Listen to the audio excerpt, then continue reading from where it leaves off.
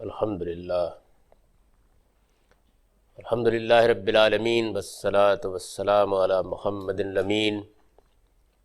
اعوذ باللہ من الشیطان الرجیم بسم اللہ الرحمن الرحیم۔ خواتین و حضرات، یہ سورہ بقرہ کی آیت 103 ہے جس سے ہم درس کی ابتدا کر رہے ہیں۔ اس سے پہلے یاد ہوگا کہ یہود کے بارے میں قرآن نے یہ بتایا کہ جب رسول اللہ صلی اللہ علیہ وسلم کی دعوت کو وہ دلائل سے شکست نہیں دے سکے تو بجائے اس کے کہ اپنی کتاب کی طرف رجوع کرتے اور حق کو جاننے کی صحیح کرتے، وہ اپنے عاملوں کے پاس گئے، اور ان کے ہاں چونکہ سحر و ساحری کا ہمیشہ سے بہت غلغلہ رہا ہے، پھر بعض ایسے علوم بھی ان کے ہاں تھے جو ایک زمانے میں جب وہ بابل میں اسیری کے دور سے گزر رہے تھے تو ان پر اتارے گئے تھے، ان لوگوں کی طرف بھی انہوں نے رجوع کیا تاکہ رسول اللہ صلی اللہ علیہ وسلم کی اس دعوت کا مقابلہ اس ذریعے سے کر سکیں۔ تو قرآن مجید نے یہ بتایا ہے کہ اللہ کے پیغمبر کے مقابلے میں جب انہوں نے اللہ کی کتاب کو چھوڑ کر اور اللہ کی ہدایت کو چھوڑ کر اس طرح کی چیزوں کی طرف رجوع کیا تو اس سے تم اندازہ کر سکتے ہو کہ یہ آخرت کے مقابلے میں دنیا کی کتنی حقیر چیزوں کو خرید رہے ہیں۔ یہ بیان فرمانے کے بعد اب یہ کہا ہے کہ وَلَوْ أَنَّهُمْ آمَنُوا وَاتَّقَوْا لَمَثُوبَةٌ مِّنْ عِندِ اللَّهِ خَيْرٌ لَوْ كَانُوا يَعْلَمُونَ، کہ اگر یہ اس کے بجائے ایمان اور تقوی اختیار کرتے، ایمان اور تقوی اختیار کرتے، انبیاء علیہم السلام کی دعوت کا خلاصہ یہی ہے، یعنی جن حقائق کو وہ ماننے کے لیے لوگوں کو متوجہ کرتے ہیں ان پر غور کر کے آدمی انہیں قبول کرے اور اپنی زندگی ضبط نفس کے ساتھ گزارنے کے لیے تیار ہو جائے۔ تقوی کچھ نہیں، یہ وہی چیز ہے جس کو ہم ضبط نفس سے تعبیر کرتے ہیں، یعنی آدمی حدود کا پابند ہو کر رہے، اپنے آپ کو بکٹٹ نہیں چھوڑ دے، بلکہ یہ سمجھ کر دنیا میں زندگی بسر کرے کہ مجھے اللہ تعالیٰ نے یہاں ایک امتحان کے لیے بھیجا ہے، میرے اندر اس نے شر کے داعیات بھی رکھے ہیں، میرے اندر اس نے خیر کے داعیات بھی رکھے ہیں، اور مجھے اس دنیا میں شیطان کا مقابلہ کر کے خیر کے داعیات کو نشو و نما دینی ہے، اور اپنے آپ کو ایسا پاکیزہ بنا کر رکھنا ہے کہ میں اللہ کی جنت میں آباد ہونے کا مستحق بن سکوں۔ تو فرمایا کہ اگر یہود اس کے بجائے ایمان اور تقوی کا طریقہ اختیار کرتے، وَلَوْ أَنَّهُمْ آمَنُوا وَاتَّقَوْا، یعنی اگر بجائے اس کے کہ وہ دنیا کی ان چیزوں کے پیچھے پڑ کر اس طرح ان عاملوں کے ذریعے سے پیغمبر کی دعوت کو شکست دینے کی تدبیریں کرنے کے بجائے بالکل صحیح اور راستی کے ساتھ کھڑے ہو جاتے اور یہ جاننے کی صحیح کرتے کہ یہ پیغمبر کن چیزوں کو منوا رہے ہیں، یہ جاننے کی کوشش کرتے کہ یہ کن چیزوں سے بچنے کی تلقین کر رہے ہیں، تو خود ان کی اپنی کتابیں اس کی تصدیق کرتیں، ان کے اپنے اہل علم اس کی تصدیق کرتے، ان کا ضمیر اس بات کی تصدیق کرتا کہ یہ پیغمبر تو انہیں ایسی باتوں کی دعوت دے رہے ہیں کہ کوئی معقول آدمی کسی حال میں ان کا انکار نہیں کر سکتا۔ تو ارشاد فرمایا کہ اگر یہ ایمان اور تقوی کا راستہ اختیار کرتے تو کیا ہوتا؟ لَمَثُوبَةٌ مِّنْ عِندِ اللَّهِ خَيْرٌ لَوْ كَانُوا يَعْلَمُونَ، تو اللہ کے ہاں جو صلہ انہیں ملتا وہ ان کے لیے کہیں بہتر تھا۔ لَوْ كَانُوا يَعْلَمُونَ، اے کاش یہ سمجھتے، یعنی بہت حسرت کے اسلوب میں بات ختم کی ہے کہ یہ صلہ جو انہوں نے دنیا میں پانے کی کوشش کی ہے، جب قیامت میں ان کی آنکھ کھلے گی تو ان کو معلوم ہوگا کہ یہ کتنا حقیر تھا، کیا چیز تھی جس کو انہوں نے ترجیح دی، اور کیا چیز تھی جس کو انہوں نے چھوڑ دیا، کیا چیز ہے کہ جس کے پیچھے انہوں نے اپنی جان ہلکان کی، اور کیا چیز تھی کہ جو انہیں اگر یہ اس کو پانے کی کوشش کرتے تو وہاں ملتی جہاں ہر چیز ابدی ہے، اور جب مل جاتی ہے تو پھر اللہ تعالیٰ فرماتے ہیں کہ اس سے بڑھ کر آنکھوں کی کوئی ٹھنڈک نہیں ہوتی۔ تو اس طریقے سے گویا خاتمہ کلام میں یہ بات ارشاد فرمائی کہ یہ اللہ کی کتاب کے ماننے والے تھے، یہ اس کے دین کے علمبردار تھے، یہ اس کے نبیوں کی تعلیمات سے واقف تھے، ان کو یہ رویہ اختیار نہیں کرنا چاہیے تھا۔ ان کے لیے تو ایک ہی راستہ تھا، اور وہ راستہ کیا تھا؟ ایمان اور تقوی کا راستہ، یعنی صحیح بات کو ماننا، اس کے سامنے سر تسلیم خم کر دینا، اور جو صحیح رویہ ہے اس کو اختیار کرنے کے لیے اللہ تعالیٰ کے حدود کی پابندی کرتے ہوئے زندگی بسر کرنے کے لیے تیار ہو جانا۔ تو ارشاد فرمایا کہ اگر یہ ایمان اور تقوی کا راستہ اختیار کرتے تو پھر ان چیزوں کے پیچھے نہ پڑتے، نہ اس طرح کے اعتراضات کرتے، نہ اس طرح مین میخ نکالتے، نہ اس طرح کی منہ شگافیاں کرتے، اور نہ اس ذلت اور پستی میں اترتے کہ ایک طرف اللہ کا پیغمبر کھڑا ہے، وہ اللہ کی دعوت دے رہا ہے، اللہ کا پیغام پہنچا رہا ہے، اور یہ اس کا مقابلہ کرنے کے لیے اپنے عاملوں کے پاس جا رہے ہیں کہ کوئی تعویذ، کوئی گنڈا ایسا مل جائے جس کے ذریعے سے اس پیغمبر کو نقصان پہنچایا جا سکے اور اس کی دعوت کی زد سے خود کو بچایا جا سکے۔ اس سے زیادہ پستی کی اور دنایت کی کوئی چیز نہیں ہو سکتی تھی۔ قرآن مجید نے اسی چیز کو بیان کرنے کے بعد آخر میں بڑی حسرت کے ساتھ یہ تبصرہ فرمایا کہ لو انہم آمنوا واتقوا لمثوبۃ من عند اللہ خیر لو کانوا یعلمون، اور اگر یہ ایمان اور تقوی اختیار کرتے تو اللہ کے ہاں جو صلہ انہیں ملتا وہ ان کے لیے کہیں بہتر تھا، اے کاش یہ جانتے۔ اس کے بعد اب پھر ایک اور چیز کو لیا ہے۔ ان لوگوں کے ہاں جس طرح رسول اللہ صلی اللہ علیہ وسلم کی ذات کو زک پہنچانے کے لیے اس طرح کے کارنامے انجام دیے گئے کہ یہ عاملوں کے پاس گئے، یہ تعویذ گنڈے کرنے والوں کے پاس گئے، یہ اپنے ہاں کے بعد ایسے علوم کے ماہرین کے پاس گئے کہ جن کے ذریعے سے یہ اس پیغمبر کا مقابلہ کر سکیں، اسی طرح رسول اللہ صلی اللہ علیہ وسلم کی مجلس میں بھی انہوں نے ناشائستہ حرکتیں کی۔ تو ارشاد فرمایا یا ایھا الذین آمنوا لا تقولوا رائنا وقولوا انظرنا واسمعوا وللکافرین عذاب علیم، کہ ان کے فتنوں سے بچنے کے لیے، ان کے فتنے اب کئی پہلوؤں سے نمودار ہو رہے ہیں، تو ان سے بچنے کے لیے ایمان والو تم بارگاہ رسالت میں بیٹھو تو رائنا نہ کہو کرو، انظرنا کہا کرو۔ عربی میں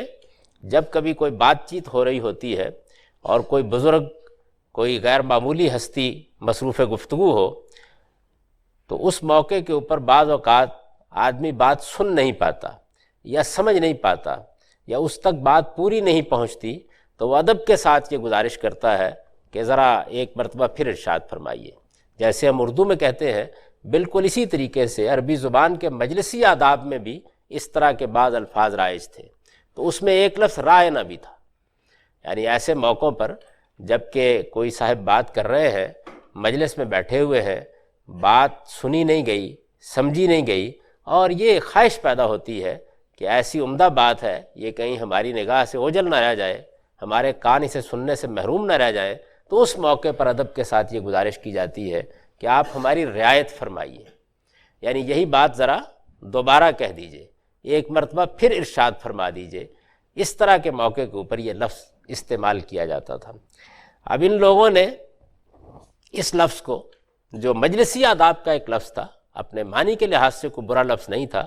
یعنی اس کے معنی یہی تھے کہ ہماری مراعات کیجئے، ہماری رعایت فرمائیے، ہم اس بات کو سن نہیں سکے، آج راہ کرم ذرا دوبارہ ارشاد فرما دیجئے، اس مفہوم کو یہ لفظ ادا کرتا تھا۔ تو انہوں نے اس لفظ کو بگاڑنا شروع کیا، اور بگاڑ کر زبان کو ذرا نیچے دبا کر اس طرح اسے ادا کیا کہ اس کے معنی بالکل تبدیل ہو جاتے، اور یہ رسول اللہ صلی اللہ علیہ وسلم کے سامنے ایک گستاخی کا کلمہ بن جاتا۔ یہ طریقہ انہوں نے اختیار کیا۔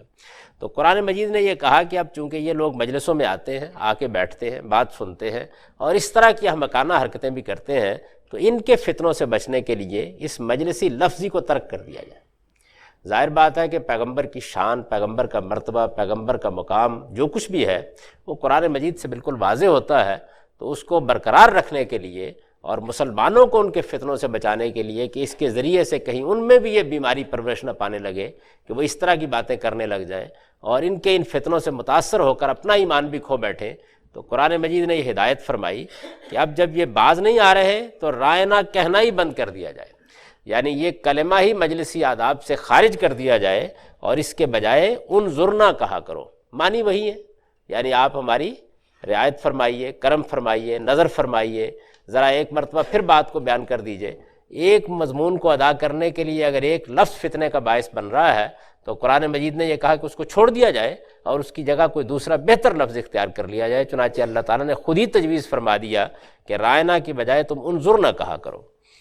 اور فرمایا کہ اس کے ساتھ اپنے اندر بھی یہ چیز پیدا کرو، اپنی بھی یہ تربیت کرو کہ جو کچھ کہا جائے اسے توجہ کے ساتھ سنو، یعنی یہ ہونا ہی نہیں چاہیے کہ اس طرح کے الفاظ رسالت میں آپ صلی اللہ علیہ وسلم کی مجلس میں بولنے کی نوبت آ جائے۔ جب آپ کچھ فرما رہے ہیں تو اس توجہ کے ساتھ سنو کہ ان فتنہ پردازوں کو کوئی بات کرنے کا موقع ہی نہ ملے۔ تو پہلی ہدایت یہ فرمائی کہ لا تقولوا رائنا، یعنی اب مجلسی آداب میں سے یہ لفظ خارج کر دیا گیا ہے، کوئی شخص اس لفظ کا استعمال نہ کرے اس لیے کہ ان یہود نے حضور کی مجلس میں اس کو فتنے کا ذریعہ بنا لیا ہے۔ اس کے بجائے اگر ضرورت پڑ جائے تو ایک دوسرا لفظ اختیار کر لو جس میں فتنہ پردازی کا امکان نہیں ہے، اور وہ لفظ اللہ تعالیٰ نے تجویز فرمایا کہ انظرنا کہا کرو،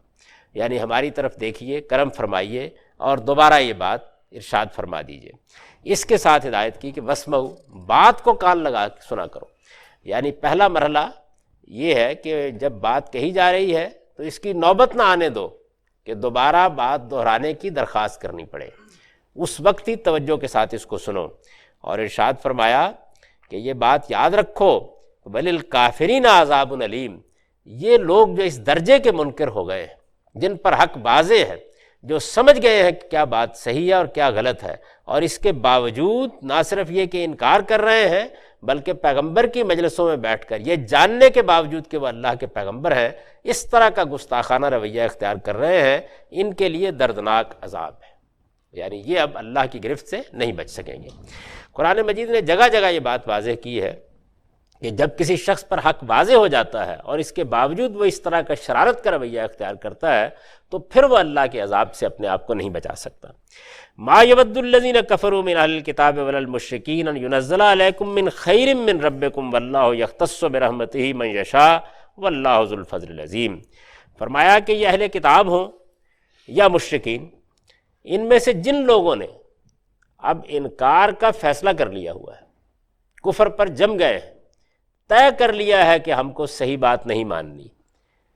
یہ نہیں چاہتے کہ تمہارے پروردگار کی طرف سے کوئی خیر تم پر نازل کیا جائے، گویا ان کے باطن کا پتہ دیا کہ اصل مصیبت کیا ہے۔ اصل مصیبت یہ ہے کہ یہ سمجھتے ہیں کہ اللہ تعالیٰ نے ہمارے اندر سے ان کو پیغمبری کے منصب پر کیوں فائز کیا ہے۔ انسان کے بڑے فتنوں میں سے بہت بڑا فتنہ حسد ہے۔ آدمی خیال کرتا ہے کہ یہ نعمت مجھ کو کیوں نہیں ملی، حالانکہ اللہ تعالیٰ کے ہاں جب کوئی نعمت دی جاتی ہے، اور بالخصوص ہدایت کی نعمت دی جاتی ہے، علم صحیح کی نعمت دی جاتی ہے، تو یہ دیکھا جاتا ہے کہ یہ تاج کس کے سر پر پہنانا ہے۔ محمد الرسول اللہ صلی اللہ علیہ وسلم کا اگر اس مقصد کے لیے انتخاب کیا گیا تو آپ کی سیرت اور آپ کے کردار سے یہ بات واضح ہو گئی کہ یہ کوئی غلط انتخاب نہیں تھا۔ ان لوگوں نے نہ اپنی سیرت کو دیکھا، نہ اپنے کردار کو دیکھا، نہ اپنے پس منظر کو دیکھا، اور یہ خواہش کی کہ یہ تاج ہمارے سر پر پہنایا جائے۔ تو فرمایا کہ ان کے ہاں حسد کی جو بیماری پیدا ہوئی ہے اس کی وجہ اس کے سوا کچھ نہیں ہے کہ یہ نہیں چاہتے کہ تمہارے پروردگار کی طرف سے تمہارے اوپر یہ عنایت ہو، تمہارے اوپر یہ کرم ہو۔ محض حسد ہے جو اس کا باعث بن گیا ہے، درا حالے کہ حق و باطل کے معاملے میں تو آدمی کو اس بنیاد پر فیصلہ کرنا چاہیے کہ صحیح کیا ہے اور غلط کیا ہے۔ تو ارشاد فرمایا کہ یہ احمق نہیں جانتے کہ اللہ جس کو چاہتا ہے اپنی رحمت کے لیے خاص کر لیتا ہے، یعنی انہیں معلوم نہیں ہے کہ اللہ تعالیٰ کا معاملہ یہ نہیں کہ وہ ان کی خواہشوں کے مطابق انتخاب کرے گا، وہ اپنے قانون کے مطابق انتخاب کرتا ہے، اپنی حکمت کے مطابق انتخاب کرتا ہے، اس کی اپنی مصلحتیں ہیں، وہ جانتا ہے کہ کس کو یہ تاج پہنانا چاہیے اور کس کو نہیں پہنانا چاہیے، وہ جانتا ہے کہ یہ نعمت کس کی جھولی میں ڈالنی چاہیے اور کسے محروم رکھنا چاہیے۔ تو یہ ہدایت کی نعمت وہ ہدایت کی نعمت ہے کہ جس کے لیے اللہ تعالیٰ نے ہمیشہ ہی اس دنیا کے اندر سے بے نظیر اور عدیم المثال انسانوں کا انتخاب کیا ہے، یہ اس طرح کے لاخیروں کو نہیں دی جاتی۔ چنانچہ قرآن مجید کے دوسرے مقامات پر بھی یہ بات بیان ہوئی ہے کہ ان کے بڑے بڑے سردار یہ کہتے تھے کہ لولا نزل ھذا القرآن علی رجل من القریتین عظیم، کہ یہ قرآن اگر نازل ہونا ہی تھا اور اللہ نے فیصلہ کر ہی لیا تھا کہ وہ اپنی کتاب بھیجے، تو اس نے طائف اور مکے کے کسی بڑے آدمی کا انتخاب کیوں نہیں کیا؟ اسی طریقے سے ان کا خیال یہ تھا کہ جب دولت ہمیں ملی ہے، عزت ہمیں ملی ہے، اقتدار ہمیں ملا ہے، تو یہ کیسے ہو سکتا ہے کہ نبوت جیسی بے مثل چیز بھی ہمیں نہ ملے؟ یعنی اگر یہ ساری چیزیں اللہ تعالیٰ نے ہم کو عطا کر رکھی ہوئی ہیں، ان کو نہیں دیں، تو پھر نبوت دینے کے لیے ان کا انتخاب کیوں کیا ہے؟ تو اس کے جواب میں یہ فرمایا کہ اللہ جس کو چاہتا ہے اپنی رحمت کے لیے خاص کر لیتا ہے، یعنی اللہ تعالیٰ کا یہ کرم اور اللہ تعالیٰ کی یہ عنایت یہ تمہاری خواہشات کے مطابق نہیں دی جاتی، یہ اللہ اپنے قانون اور اپنی حکمت کے مطابق دیتا ہے۔ واللہ ذو الفضل العظیم، اور فرمایا کہ یہ احمق نہیں جانتے کہ اللہ بڑی عنایت فرمانے والا ہے۔ یعنی اگر یہ بھی صحیح مقام پر کھڑے ہوتے تو اس پیغمبر کی وساطت سے یہ نعمت ان کو بھی حاصل ہوتی، اور ان پر جو اللہ کی عنایت ہوئی تھی اس سے یہ بھی فائدہ اٹھاتے، اور اس طرح ان کو بھی وہ امتیاز حاصل ہوتا جو دنیا میں کسی اور دور کے انسانوں کو حاصل نہیں ہوا۔ لیکن بجائے اس کے کہ یہ اس کی قدر کرتے اور یہ پیغمبر کے ساتھ کھڑے ہو جاتے اور یہ ان کے ساتھی بنتے اور یہ ان کی نصرت کرتے، انہوں نے دوسرا رویہ اختیار کر لیا، یہ حسد میں مبتلا ہو گئے۔ یہ ایسی بیماری ہے کہ قوموں میں بھی پیدا ہو جاتی ہے تو ان کو تباہ کر دیتی ہے، اور افراد میں بھی پیدا ہو جاتی ہے تو ان کے لیے راستے بند کر دیتی ہے۔ آدمی کے لیے صحیح رویہ یہ ہوتا ہے کہ وہ ہمیشہ اپنے رب پر بھروسہ کرے اور یہ سمجھ کر زندگی بسر کرے کہ جو مواقع مجھے ملے ہیں انہی میں اللہ کی حکمت ہے، جو راستے میرے لیے کھلے ہیں یہی اللہ کی عنایت کا نتیجہ ہے، اور اگر میرے بجائے یہ عنایت کسی اور پر ہو رہی ہے، کسی اور پر کوئی کرم ہو رہا ہے، تو مجھے اس کے صحیح اعتراف اور اقرار پر کھڑا ہونا ہے۔ اور پھر اس کے بعد حیرت انگیز نتیجہ نکلتا ہے، یعنی آدمی کو جو کچھ ملنا ہوتا ہے وہ مل جاتا ہے، اور جو اس کا مقام متعین ہونا ہوتا ہے وہ خدا کی طرف سے ہو جاتا ہے۔ لیکن اگر وہ اس کے برعکس حاسدانہ رویہ اختیار کر لے، طرح طرح کی باتیں نکالنے کی کوشش کرے، دوسرے کے اعتراف کی بجائے حسد میں مبتلا ہو کر اس کو نقصان پہنچانے کے درپے ہو جائے، تو اس کا نتیجہ اس کے سوا کچھ نہیں نکلتا کہ دنیا میں بھی آدمی رسوا ہوتا ہے اور آخرت میں بھی آدمی رسوا ہوتا ہے۔ اللہ تعالیٰ کی دنیا بڑی وسیع ہے، اس میں کام کے بڑے مواقع ہیں۔ آدمی کو ہمیشہ یہ دیکھنا چاہیے کہ اس کا رویہ مثبت ہو، وہ اپنے آپ کو آگے لانے کی کوشش کرے اور یہ صحیح کرے کہ وہ علم میں، اخلاق میں خود دوسروں سے ممتاز ہو۔ یہ چیز ہوگی تو اللہ تعالیٰ اس کے لیے اعتراف کے مواقع بھی پیدا کر دے گا۔ قرآن مجید نے اپنے پیغمبر کے بارے میں بھی یہ ارشاد فرمایا ہے کہ آپ کو ہم نے جو نعمت دی ہے اس سے بڑی کوئی نعمت دنیا میں نہیں ہو سکتی تھی، لیکن اس کے لیے کوئی اہتمام کرنے کی آپ کو ضرورت نہیں ہے کہ آپ کی بات دوسروں تک پہنچے اور آپ کا ذکر دوسروں تک پہنچے، یہ کام ہم کریں گے، رفعنا لک ذکر۔ اور اس میں اللہ تعالیٰ کی اپنی حکمتیں ہوتی ہیں، اس کی اپنی مصلحتیں ہوتی ہیں، اور وہ جو مواقع نہیں دیتا اس میں بھی انسان کے لیے خیر ہوتا ہے، اور جو مواقع فراہم کرتا ہے اس میں بھی اس کی حکمت اور اس کا خیر ہوتا ہے۔ تو اگر آدمی یہاں کھڑا ہو جائے تو بعض اوقات اس کو وہ سعادت پھر حاصل ہو جاتی ہے کہ جن لوگوں نے رسول اللہ صلی اللہ علیہ وسلم کا اعتراف کیا اور اخلاص کے ساتھ اعتراف کیا اور اپنا سر جھکا دیا، وہ بھی معمولی لوگ نہیں تھے۔ نہ سیدنا ابو بکر معمولی لوگ میں سے تھے، نہ سیدنا عمر معمولی لوگوں میں سے تھے، نہ دوسرے جلیل القدر صحابہ کرام کوئی معمولی لوگوں میں سے تھے۔ اعتراف کے مقام پر کھڑے ہو گئے تو پھر ہمیشہ کے لیے بے مثل ہو گئے، بے نظیر ہو گئے، اور اللہ تعالیٰ نے ان کو بھی وہ ممتاز مرتبہ عطا فرمایا کہ جس سے زیادہ کوئی بڑے مرتبے کا تصور نہیں کیا جا سکتا۔ لیکن اس کے بالکل برخلاف ان یہود نے حاسدانہ رویہ اختیار کیا، اور حسد وہ بیماری ہے کہ جب آدمی کے دل میں پیدا ہو جائے، فرد ہو یا کوئی قوم ہو یا جماعت ہو، اس کے بعد اس کے لیے آگے بڑھنے کے مواقع ختم ہو جاتے ہیں،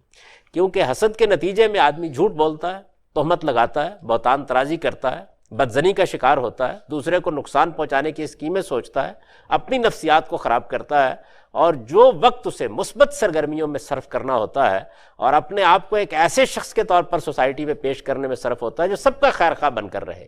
اور دین و نصیحہ کا صحیح نمونہ بن کر رہے، اس کو وہ کھو دیتا ہے۔ اور جب کوئی آدمی اس راستے پر پڑ جاتا ہے تو اللہ کی مدد اور اس کی عنایت سے بھی محروم ہو جاتا ہے۔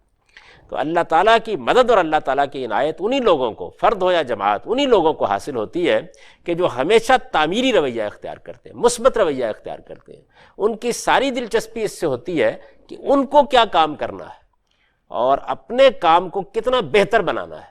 اور اگر ان کے ذمے کوئی ڈیوٹی لگائی گئی ہے، کوئی فرض انہیں سونپا گیا ہے، تو اس کو ادا کرنے کے لیے انہوں نے کتنی محنت کی ہے اور کس طریقے سے وہ کام انجام دیا ہے۔ لیکن جن لوگوں نے اپنی اس طریقے سے تربیت نہیں کی ہوتی، ان کی یہ بدقسمتی ہوتی ہے کہ وہ سارا دن دوسروں کے کیڑے تلاش کرتے ہیں۔ ان کی مثال بالکل ایک غلاظت کی مکھی کسی ہو جاتی ہے۔ وہ بڑے سے بڑے آدمی کے ہاں بھی اگر ہوں گے اور بڑی سے بڑی جگہ پر بھی ہوں گے تو ان کی نگاہ خیر پر نہیں پڑے گی، بلکہ ہمیشہ بری چیزوں پر پڑے گی۔ وہ غلاظت کی مکھی بن کے رہ جاتے ہیں، شہد کی مکھی نہیں بنتے کہ جو کوڑے کرکٹ کے ڈھیر کے اندر سے بھی اپنے لیے پھول تلاش کر لیتی ہے اور ان میں سے رس چوستی ہے۔ تو یہ چیز ہے جس کو قرآن مجید نے یہاں خاص طور پر موضوع بنایا ہے، اور بنا کر یہ کہا ہے کہ ان لوگوں کے ساتھ معاملہ یہ ہوا ہے کہ یہ محمد صلی اللہ علیہ وسلم کے معاملے میں ایسا نہیں ہے کہ کسی علمی غلطی کی نشاندہی کر سکے ہوں، کسی فکری غلطی کی نشاندہی کر سکے ہوں، یا سیرت اور کردار میں کوئی ایسی بات ڈھونڈ سکے ہوں۔ یہ جو کچھ بھی کر رہے ہیں اس کے پیچھے ایک ہی چیز ہے، اور وہ یہ کہ یہ نہیں چاہتے کہ تمہارے پروردگار کی طرف سے کوئی خیر ان پر نازل ہو۔ اور وجہ کیا ہے؟ وجہ یہ ہے کہ اللہ تعالیٰ کے فیصلے کے سامنے راضی نہیں ہے۔ اللہ تعالیٰ کے فیصلے کے سامنے جب آدمی راضی ہو جاتا ہے تو پھر اللہ کی مدد اس کے شامل حال ہو جاتی ہے۔ تو اس کو خاص طور پر بیان فرمایا کہ واللہ ذو الفضل العظیم، یعنی ایک خیر خواہ آدمی، ایک دین کے اندر صحیح رسوخ رکھنے والا آدمی، اپنے رب پر اعتماد رکھنے والا آدمی خدا کے فضل کا اور خدا کی عنایت کا متمنی رہتا ہے۔ اگر کسی موقع پر اس کے ساتھ کوئی زیادتی بھی ہو جائے تو وہ خاموشی اور وقار کے ساتھ اور دوسروں کے اعتراف کے ساتھ کھڑا ہوتا ہے، تو اللہ تعالیٰ پھر اپنی قدرت کے ذریعے سے اس زیادتی کا ازالہ کرنے کے سامان پیدا کر دیتے ہیں۔ لیکن وہ جب اپنی لڑائی خود لڑنا شروع کر دیتا ہے اور تہمت تراشنے شروع کر دیتا ہے اور دوسروں کے عیب ڈھونڈنا شروع کر دیتا ہے، تو پروردگار کی اپنی عنایت سے بھی بتدریج محروم ہو جاتا ہے۔ تو واللہ یختص برحمتہ من یشاء واللہ ذو الفضل العظیم۔ اسی ضمن میں پھر آگے ایک اور چیز کو لیا اور فرمایا کہ ما ننسخ من آیۃ ننسها نأتی بخیر منہا ومثلہا الم تعلم ان اللہ علی کل شیء قدیر، کہ جس طریقے سے کبھی کوئی عیب ڈھونڈتے ہیں، کبھی کوئی خرابی ڈھونڈتے ہیں، کبھی کہیں انگلی رکھتے ہیں، اسی طریقے سے ایک اور مسئلہ بھی انہوں نے اٹھا دیا ہے، اور وہ یہ ہے کہ قرآن آیا ہے، اللہ کی کتاب آئی ہے۔ ظاہر ہے کہ اس سے پہلے تورات اللہ کی کتاب کی حیثیت سے موجود رہی ہے۔ اللہ تعالیٰ کا عمومی قاعدہ یہ ہے کہ وہ شریعت میں تبدیلیاں بھی کرتے رہتے ہیں۔ قرآن مجید نے اس بات کو واضح کر دیا، اور اس کے پیچھے بڑی حکمت ہوتی ہے کہ جہاں تک ایمان، اخلاق، عقائد کا تعلق ہے، وہ تو ظاہر ہے کہ کوئی تبدیلی اپنے اندر نہیں گوارا کرتے، لیکن قانون ضابطے کے اندر حالات کے لحاظ سے، تمدن کے لحاظ سے تبدیلیاں بھی ہوتی ہیں۔ پھر ان لوگوں کا مسئلہ یہ تھا کہ انہوں نے تورات کی بہت سی ہدایات پر اپنی فقہ کے ذریعے سے ایسے پردے ڈال دیے تھے کہ صحیح بات کو تلاش کرنا بہت مشکل تھا،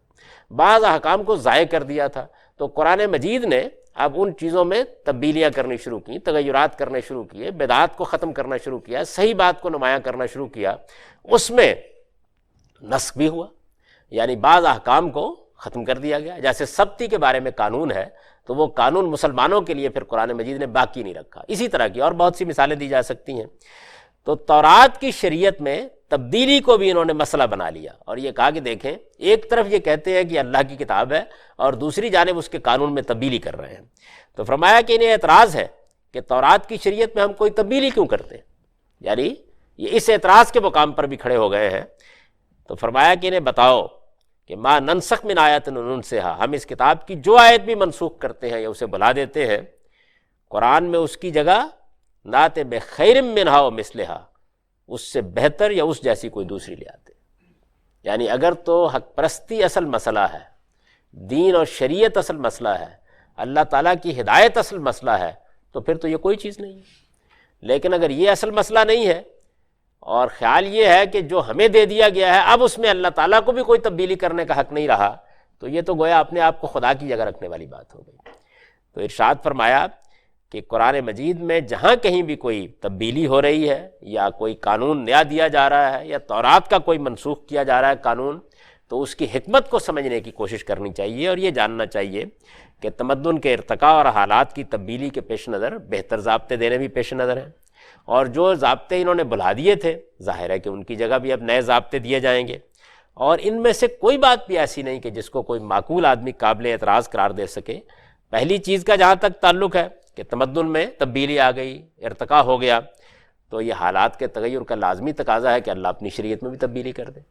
اگر ایک زمانے میں لوگ جانور پالتے تھے اور اس میں قربانی کو غیر معمولی اہمیت دی گئی، تو اب تمدن میں اگر کوئی تبدیلی آ گئی ہے تو قانون کو بھی بدلنا چاہیے۔ یہی ضابطہ اللہ تعالیٰ نے اپنی شریعت کے بارے میں بیان بھی فرمایا ہے۔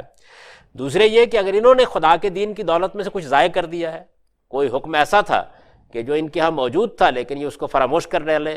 بیٹھے، جس طرح کہ مثال کے طور پر نماز کو جس طریقے سے انہوں نے ضائع کیا، درحال ہے کہ ان کے ہاں بھی اسی طرح نماز تھی، اسی طرح روزہ تھا، تو فرمایا کہ پھر یہ جو دولت ضائع ہو گئی تھی اس کو تو بہرحال اللہ تعالیٰ کو لوٹانا تھا۔ تو قرآن مجید میں یہی دونوں کام ہو رہے ہیں، ان میں قابل اعتراض بات کیا ہے؟ اور پھر اس کے بعد فرمایا کہ لوگوں، اللہ ہر چیز پر قدرت رکھتا ہے۔ الم تعلم ان اللہ علی کل شیء قدیر، کیا تم نہیں جانتے کہ اللہ ہر چیز پر قدرت رکھتا ہے؟ تو گویا مطلب کیا ہوا کہ چنانچہ وہ بنی اسرائیل کو شریعت دے کر اس میں ترمیم و تغیر کے اختیار سے دستبردار تو نہیں ہو بیٹھا، مالک ہے، بادشاہ ہے، اپنا قانون دے گا۔ اور وما لکم من دون اللہ من ولی ولا نصیر، تم نہیں جانتے کہ زمین و آسمان کی بادشاہی اللہ کے لیے ہے، وہ جسے چاہے گا اپنی شریعت کا حامل بنائے گا، تم اس کا یہ فیصلہ نہیں مانتے، تو پھر اللہ تعالیٰ کے مقابل میں کھڑے ہونے کی کوشش کر رہے ہو، اور جو لوگ یہ کام کیا کرتے ہیں ان کا پھر کوئی دوست ہوتا ہے اور نہ کوئی مددگار ہوتا ہے۔ تو اس طرح گویا ان کو تنبیہ کر دی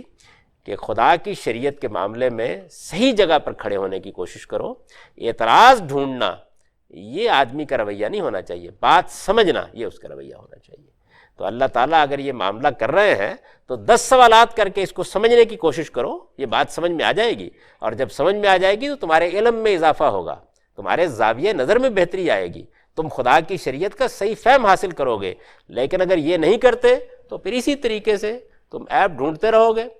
اور اپنی زبان بھی خراب کرو گے، اپنا دل بھی خراب کرو گے، اپنی روح بھی خراب کرو گے، اپنا دماغ بھی خراب کرو گے۔ اللہ تعالیٰ کی دین کی جو دولت اس وقت لوٹائی جا رہی ہے اس سے محرومی کے ساتھ کسی کونے میں جا کر بیٹھ جاؤ گے، اللہ تعالیٰ اس کے قریب پھر تم کو نہیں آنے دے گا، کیونکہ اللہ کا فیصلہ یہی ہے کہ وہ صحیح رویہ اختیار کرنے والوں کو یہ دولت دیتے ہیں، اس طرح کے اللہ خیروں کو کبھی یہ دولت نہیں دیتے۔ اب اس حصے کا ترجمہ سن لیجئے۔ ارشاد فرمایا ہے، اور اگر یہ ایمان اور تقوی اختیار کرتے تو اللہ کے ہاں جو صلہ انہیں ملتا وہ ان کے لیے کہیں بہتر تھا، اے کاش یہ سمجھتے۔ ان کے فتنوں سے بچنے کے لیے ایمان والو تم بارگاہ رسالت میں بیٹھو تو رائنا نہ کہا کرو، انظر نہ کہا کرو، اور جو کچھ کہا جائے اسے توجہ سے سنو، اور اس بات کو یاد رکھو کہ ان کافروں کے لیے دردناک عذاب ہے، اہل کتاب ہوں یا مشرکین۔ ان میں سے جن لوگوں نے کفر کیا ہے وہ نہیں چاہتے کہ تمہارے پروردگار کی طرف سے کوئی خیر تم پر نازل کیا جائے۔ یہ احمق نہیں جانتے کہ اللہ جس کو چاہتا ہے اپنی رحمت کے لیے خاص کر لیتا ہے، اور نہیں جانتے کہ اللہ بڑی عنایت فرمانے والا ہے۔ انہیں اعتراض ہے کہ تورات کی شریعت میں ہم کوئی تبدیلی کیوں کرتے ہیں۔ انہیں بتا دو کہ ہم اس کتاب کی جو آیت بھی منسوخ کرتے ہیں یا اسے بھلا دیتے ہیں، قرآن میں اس کی جگہ اس سے بہتر یا اس جیسی کوئی دوسری لے آتے ہیں۔ کیا تم نہیں جانتے لوگوں کہ اللہ ہر چیز پر قدرت رکھتا ہے؟ چنانچہ بنی اسرائیل کو شریعت دے کر وہ اس میں ترمیم و تغیر کے اختیار سے دستبردار نہیں ہو بیٹھا۔ کیا تم نہیں جانتے کہ زمین و آسمان کی بادشاہی اللہ ہی کے لیے ہے، وہ جس کو چاہے گا اپنی شریعت کا حامل بنائے گا، اور تم اگر اس کا یہ فیصلہ نہیں مانتے تو اللہ کے سوا تمہارے لیے اس دنیا میں پھر کوئی دوست ہے اور نہ کوئی مدد کرنے والا۔ اقول قولی ھذا واستغفر اللہ۔